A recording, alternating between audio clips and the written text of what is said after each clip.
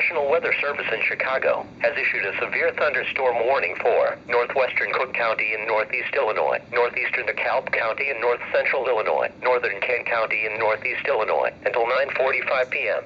At 8:47 p.m., National Weather Service Doppler radar indicated a severe thunderstorm capable of producing quarter-size hail and damaging winds.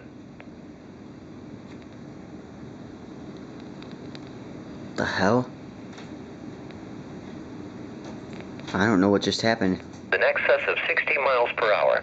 This storm was located near Genoa and moving east at 35 miles per hour. Locations impacted include Sleepy Hollow, Carpentersville, East Dundee, Barrington, Hampshire, Gilberts, West Dundee, Inverness, Pingree Grove, Barrington Hills, and South Barrington. Severe thunderstorms produce damaging wind in excess of 60 miles per hour, large hail, deadly lightning, and very heavy rain. For your protection, move to an interior room on the lowest floor of your home or business. Heavy rains flood roads quickly, so do not drive into areas where water covers the road. A tornado watch remains in effect until 10 o'clock p.m. Sunday evening for northeastern Illinois and northwest Indiana. Been it all.